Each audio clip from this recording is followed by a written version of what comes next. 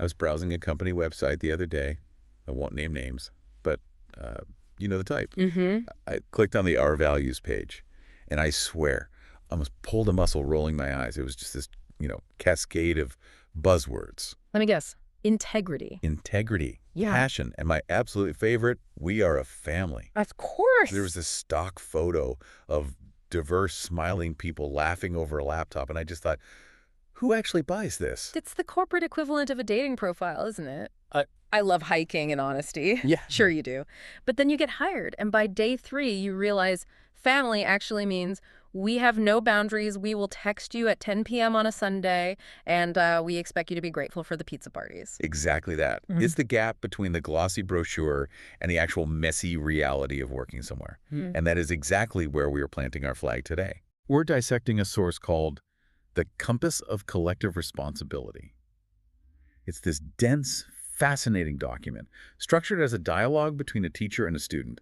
And it just completely rips apart the way we think about company culture. It really does. And it starts with a visual metaphor that I think perfectly captures that brochure versus reality feeling you just described. Go on. The text suggests that the website, the slogans, the swag, the ping pong table. All the leaves of the tree. That's it. Those are just the leaves. They're visible. They're pretty. They rustle nicely when the wind blows. But culture, real culture is the roots. The part buried underground. Right. The part you can't see, the part that's dirty, and usually the part nobody pays any attention to until the tree starts turning brown and dying. So that's the premise of this whole deep dive then. Yeah, it's simple. If you want to understand a group, whether it's a Fortune 500 company or just you and 2 co-founders in a garage, you have to stop staring at the leaves. You have to start digging in the dirt. So that is our mission. We are going to dig. We're going to look at how to diagnose the actual DNA of a team, separate from the marketing fluff. We're going to talk about why empowerment, which sounds like such a nice fluffy gift, is actually a terrifying contract. And we're going to figure out why, biologically, we are so addicted to blaming people when things go wrong. It's a bit of a reality check. So let's get into the diagnostic. Okay, so the source material has this teacher character who basically tells the students, stop asking, who are we? Right. If you walk into a company and ask, who are we? You're just inviting a reverse script. You're asking for the press release. Precisely. It's a soft question. To get to the roots, the teacher says you need sharper questions. Questions that act like a scalpel. I have the list right here. And some of them are interesting, like what does your group uniquely own? Or how are decisions made? Yeah. But there was one question, one in particular, that just stopped me cold. I think I know which one you mean. The text calls it the killer question. That's the one. What is this organization willing to give up or sacrifice to keep its values? That's it. Now, play devil's advocate with me for a second here. Because when I read that, my first thought was, okay, that sounds profound, but is it realistic? Does any company actually sit down and say, we are willing to lose money to be nice? And that's the friction, right? Because eventually, don't you have to choose profit? That's why it's a killer question. In the abstract, every company says people first.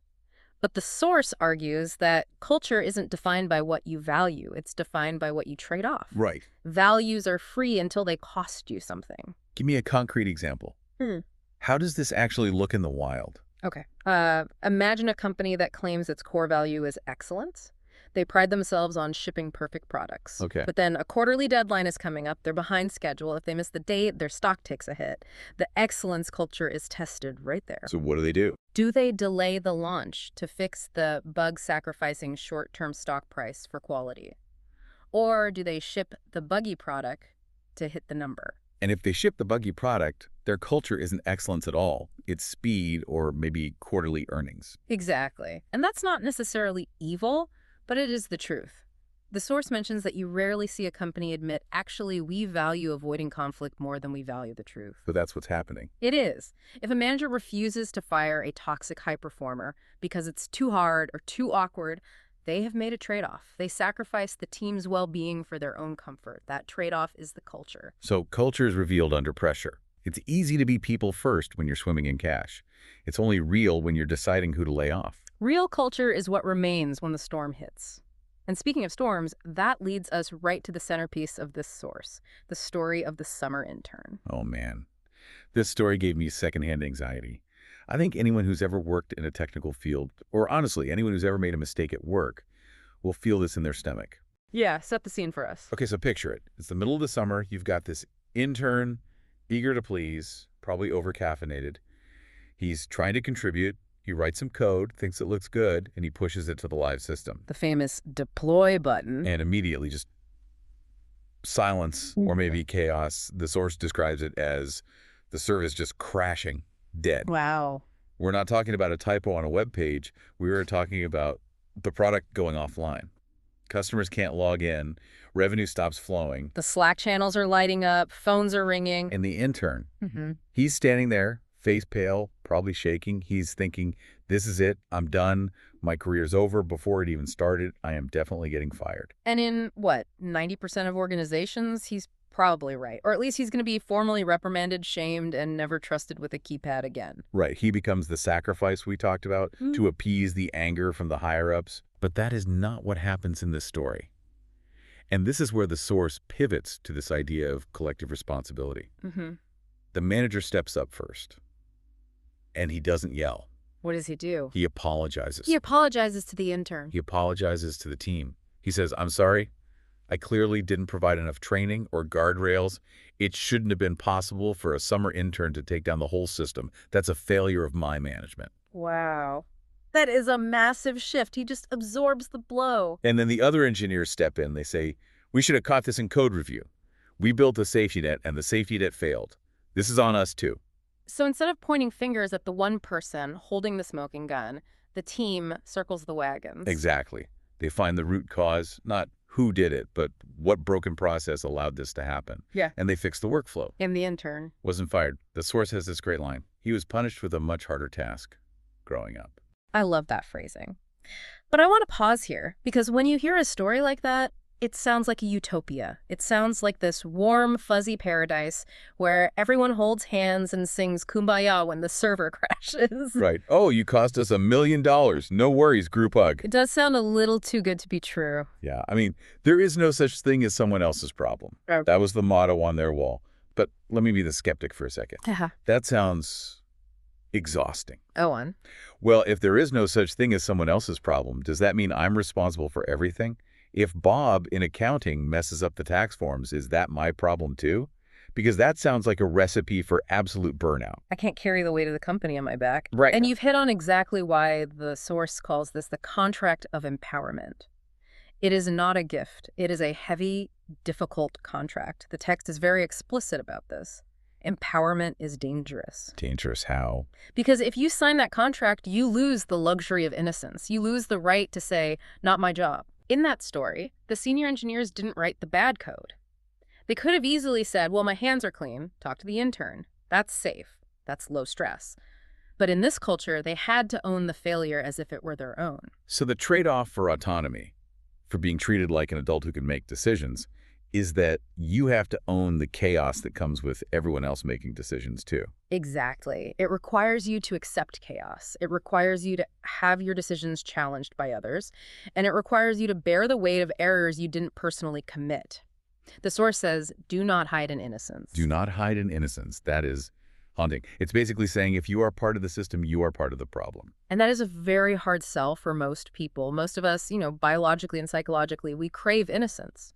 We want to be the good one while someone else is the bad one. Which brings us to the next section of the deep dive, the anatomy of blame. If shared responsibility is so clearly better for the company, I mean, the intern learned, the system got fixed, the team got stronger, why is it so rare? Why is their default setting to just scream, it was him?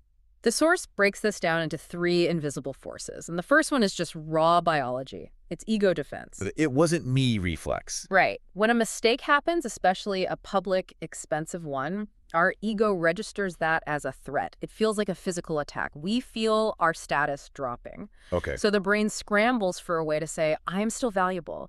And the quickest way to prove you are good is to identify someone else as bad. We need a scapegoat to sacrifice so our ego can feel safe again. It's self-preservation. Yeah. It's not even malicious necessarily. It's panic. Correct. But then you layer on the second force, distorted incentives. This is where companies accidentally design their systems to produce blame and bad behavior. The source had some brutal examples here. The one about lines of code just cracked me up in a tragic way. Oh, the classic blunder. If you reward programmers based on the number of lines of code they write, what do you get? You get War and Peace written in Java. You get bloated, messy code because you're paying by the pound. Exactly. Or if you reward a team for harmony or no conflict, what happens? People stop reporting problems. They sweep the toxic stuff under the rug to keep that harmony metric high. Or my personal favorite from the sales world. If you pit team members against each other for a single bonus pool, you can't be surprised when they start hiding leads or sabotaging each other's deals. You cannot incentivize individual gladiator combat and then complain that you don't have a collaborative culture. It's impossible. Right. And the third force. Inconsistent power. This is about the hypocrisy of leadership. The source calls it the fake radar.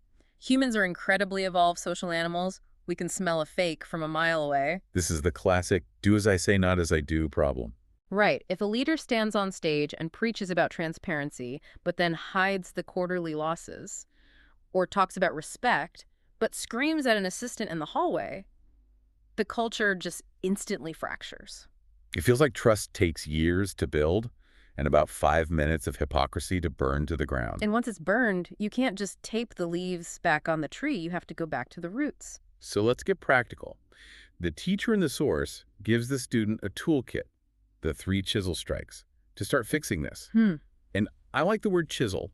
It implies this isn't painting, it's chipping away at hard rock. It's subtractive. You're revealing the shape, not adding to it. Step 1 is checking the group personality. This is basically the honesty test. Right. List the 3 adjectives that describe your team right now, not what you want them to be. If everyone is terrified of the boss, fearful is one of your adjectives. You have to own that before you can change it. And step 2 is the one that loops back to our discussion on trade-offs. Choose your values, but accept the cost. This is critical. The source emphasizes that every virtue has a shadow. Every positive adjective has a price tag attached to it. So if I say I want a culture of boldness, then you must accept the cost of recklessness. You have to accept that people will sometimes drive the car off a cliff. You can't punish them for crashing if you told them to drive fast. or transparency. Everyone wants transparency until they realize it means having their own salary or performance reviews visible to everyone. Exactly. Transparency can make people feel exposed, unsafe, and scrutinized. If you aren't willing to pay that price, the price of people feeling uncomfortable, then don't claim transparency as a value. It's about integrity. Don't write checks your culture can't cash. And finally, step 3, synchronize. This means your words, your actions, and your wallet all have to line up. If you say you value work-life balance, but you promote the guy who sleeps under his desk, you have desynchronized. And the culture will always follow the promotion, not the slogan. Now, I want to move to the part of the source that felt the most unique to me. It's towards the end, where the text compares building culture to something I didn't expect. Nhan. Yes. This is a Vietnamese concept that roughly translates to religious practice or cultivation. When I first read that, I thought, okay, are we getting into mysticism here? Do we need to go meditate on a mountain? Not at all. In fact, the source explicitly says it is not about going to a mountain retreat. The concept of Nhan here is about daily discipline. The difference between going to the gym once on January 1st versus being an athlete. That's a great way to put it. Culture isn't a project you finish. It's a practice you do. It's a muscle. Okay. The source argues that cultivating culture happens in the most mundane, difficult moments. It's not about how you behave at the company retreat. It's about how you behave when you are annoyed, When you are tired. when you are losing money. That distinction is huge. It's easy to be virtuous when things are going well. Nhan is about maintaining that virtue when you are under pressure. Think about it like a diet versus a lifestyle. A culture initiative is like a crash diet. Yeah. You do it for 2 weeks, you feel miserable, and then you bounce back. Right. Nhan is simply the way you live. It's the discipline of catching yourself when you want to blame someone, stopping and asking why instead. It's the discipline of apologizing when you're the boss. It takes the idea of culture out of HR's hands and puts it in your hands, literally, in your daily interactions. It demands mindfulness. You have to be awake to your own behavior. So bringing this all back down to earth, we've diagnosed the problem, the leaves versus the roots. We've seen the horror story of the intern and the redemption of collective responsibility. We've looked at the biology of blame. If I'm a listener, whether I manage a team of 50 or I'm just trying to survive in a team of 5, what do I do on Monday morning? You start by changing your protocol for mistakes. The Mhm. source gives a very specific 4-step sequence for when things go wrong. And things will go wrong. Step 1.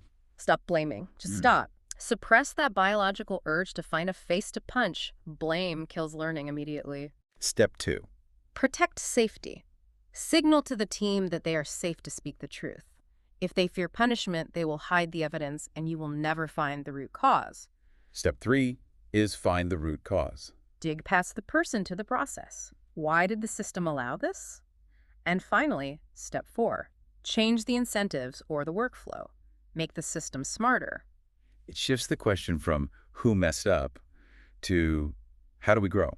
And that shift changes everything. It turns a crisis into tuition. You paid for the mistake. You might as well get the learning out of it. I want to leave everyone with a final thought from the source because it's been sticking with me all week. It's about silence. The silent killer. The text says, silence doesn't make problems disappear, it makes them grow. Until they destroy everything without asking permission. That is a terrifying image. The rot in the roots that you ignore because it's uncomfortable to talk about, that is the thing that eventually topples the tree. So have the hard conversation. Ask the killer question. Look at what you're sacrificing. It's uncomfortable, yes, but it's the only way to keep the tree standing. And on that note, we're going to wrap up. Thanks for digging in the dirt with us today. Thanks for listening. See you on the next Deep Dive.